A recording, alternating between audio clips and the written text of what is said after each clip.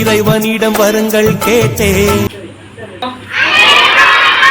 Okay, இன்னைக்கு என்னன்னா இன்றைய விதை நாளை விரிச்சும் சமூக நல அறக்கட்டளையில இருந்து தயவு ராஜசேகர் ஐயாவும் உமாபதி ஐயாவும் வந்திருக்காங்க. ஓகேங்களா? நம்ம கிராமத்தின் சார்பா ஒரு கை தட்டி அவங்க வருக வரவேற்கலாம்.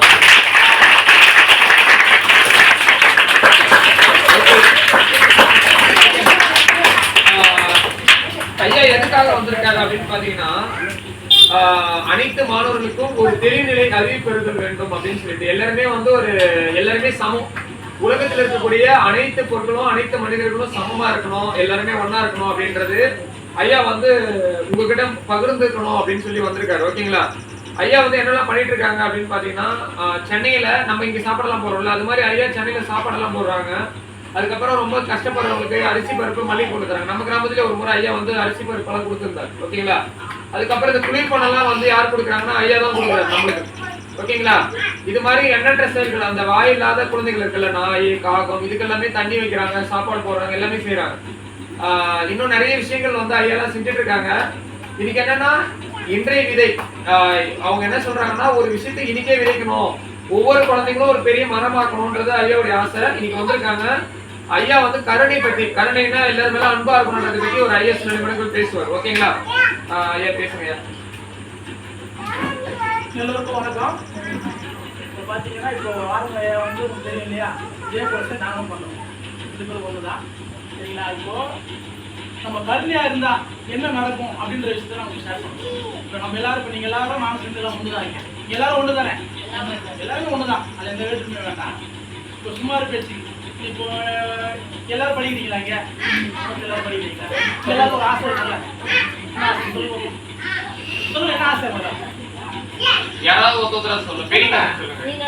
நான் ஆசை ஏம் படிக்கிறீங்களா? நான் படிச்சு என்ன பண்ண போறீங்க? நீங்க படிச்சு என்ன பண்ண போறீங்க? கலெக்டர் வேற நீங்க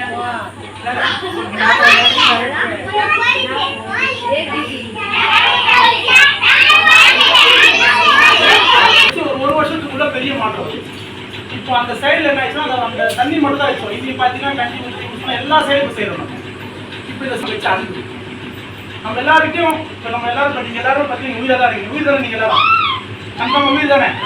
ஆனால் பேருன்னு சொன்னால் வெவ்வேறையா இருக்குது, உருவன்னு சொன்னால் வெவ்வேறையா இருக்குது, உயிர்னு சொன்னால் ஒன்றா இருக்கணும். இப்போ ஒன்றுன்றது ஒருமை. அந்த ஒன்றுன்ற தன்மை நமக்குள்ள புரிஞ்சிச்சுன்னா நம்ம கிட்ட கோவம் வராது. உண்மை தானே? கோவம் வராது, அன்பு வரும்.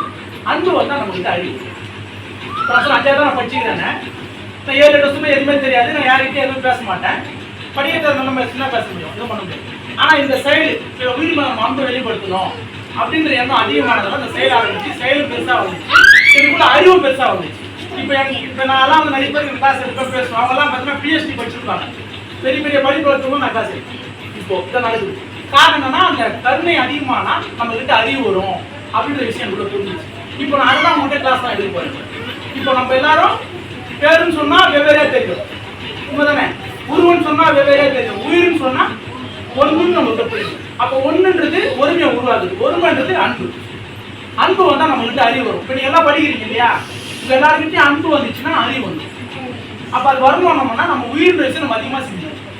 நம்ம உயிராக இருக்கணும் நம்ம எல்லாருமே இங்கே. அப்போ அந்த உயிர் பேசி நம்ம சிந்திக்கும் போது நம்மகிட்ட அன்பு வரும். அன்பு வரும்போது பெரிய அறிவு வரும். இப்போ அந்த உயிர் பேசி எப்படி சிந்தினா, இப்போ நீங்கள் உயிராக தான் இருக்கிறீங்க, ஆனால் உங்களால் சிந்திக்க முடியுமான்னு நீங்கள் பண்ண முடியாது, அவங்க யாரும் சொல்லிக் கொடுக்கல. இப்போ நான் தான் சொல்லிக் கொடுக்குறேங்க எல்லாரும். நீங்க உயிரினத்தை சிந்திக்கும் போது பெரிய மாற்றம். உயிர்ன்றது தான் கடவுள், உண்மை தானே? தெரியும், உயிர் தான் கடவுள் தானே. அது உயிர் தான் கடவுள். அப்ப அந்த உயிர் யார் தெரியும்? உங்ககிட்ட தான் இருக்குல்ல. அதை நீங்க என்கிட்ட பேசுறீங்க, எந்த பாக்குறீங்க, எல்லாம் பண்றீங்க, எதை வச்சு பாக்குறீங்க? உயிரை வச்சு தான் நீங்க பாக்குறீங்க. அப்ப நீங்க எல்லாம் யாரு? கடவுள் தானே? கன்ஃபார்மா? சொல்றது புரியுதா? உண்மை தான். நீங்க எல்லாருமே கடவுள் தான், நம்மளும் அதான். இப்ப இங்க எல்லாருமே அப்படிதான் இருக்கணும். நம்ம கிட்ட ஒண்ணே ஒண்ணு இல்லை, காசு இல்லை, சரியான அழகு இல்லை, உண்மை தானே? அதெல்லாம் நம்ம காட்டிக்கும். ஆனா உயிர்னு பார்த்தா நம்ம எல்லாரும் ஒண்ணுதான். உயிர்னு பார்த்தா நம்ம எல்லாரும் ஒண்ணுதான். அப்ப நம்ம கிட்ட அந்த வேற்றுமை தேவையில்லை. அப்ப அந்த வேற்றுமை இல்லாம நம்ம வாழும் போது நம்ம கிட்ட பெரிய தன்மை ஏற்படும், ஒரு தன்னம்பிக்கை ஏற்படும், ஒரு பெரிய தைரியம் ஏற்படும். ஏற்படாது நம்மளே நம்மளை தாழ்த்திக்கோல, நம்ம சரியில்லை, நம்ம இங்கிருந்து போறோம், அவங்க இங்கிருந்து பண்றாங்க அப்படின்னு தோணுது இல்லையா? எப்படி இருந்தாலும் உயிர் ஒண்ணுதான், எப்படியாப்பட்டமும் உயிர் ஒண்ணுதான், உண்மைதானே? எவ்வளவு பெரிய இருக்கப்பட்டமா இருந்து தங்கத்துல கிளாஸ் வாங்கி வச்சிருந்தாலும் அந்த கிளாஸ் என்ன பண்ணலாம்? தண்ணி குடிக்கலாம். நம்ம கிட்ட வெறும் 5 ரூபாய் கிளாஸ் வாங்கி வச்சிருந்தோம், நம்ம என்ன பண்ணலாம்? தண்ணி குடிக்கலாம், உண்மைதானே? ரெண்டுமே தண்ணி குடிக்கும்போது ஒண்ணா ஆயிடுச்சா? தங்கத்துல என்ன தண்ணியா குடிக்க முடியும்?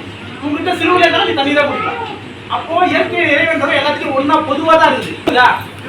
சும்மா சொல்லி உருவம் இருக்குல்ல சேருக்கு. உருவம்னா புரியுதா? சேர் மாதிரி இருக்குதா? அது உருவம் இருக்குதா? பயன்படுதா நம்மளுக்கு அது? பயன்படுதுல்ல? இப்போ ஒரு நாள் அந்த சேர் ஒடிஞ்சு போயிடுமா? வேஸ்ட் ஆயிடுமா? அப்ப அது பேர் இறந்து போயிடுச்சுன்னு அர்த்தம். சும்மா இறந்து போயிடுச்சுன்னு அர்த்தம். உயிர் இருக்குன்னு சொன்னேன். இப்போ அது பயன்படுத்தாம ஆமான்னு சொல்லிட்டீங்க. அது உருவம் தானே ஆமான்னு சொல்லிட்டீங்க. இறந்து போயிடுதுன்னு ஆமான்னு சொல்லிட்டீங்க. இப்போ 3 விஷயம் தான் அது உயிர் தானே அர்த்தம். இப்போ நம்மகிட்ட எதாவது இருக்குது. நம்மகிட்ட உருவம் இருக்குது. நம்மளும் பயன்பாடு படுறோம். இப்போ ஒரு நாள் நம்ம இறந்து போறோம். இந்த 3 விஷயம் நம்மகிட்டே நடக்குது. ஆனா நம்மகிட்ட உயிர் இருக்குது, உணர்வு இருக்குது. அப்ப கிளாப் கிளாப் கை தட்டுங்க. ஒண்ணுதான் சார். எல்லாம் நல்லா படிக்கிறதா நல்லா இருக்குதான் சார். நீங்க நல்லா சொன்னீங்க சார். புரியுறாங்க சொல்றீங்க.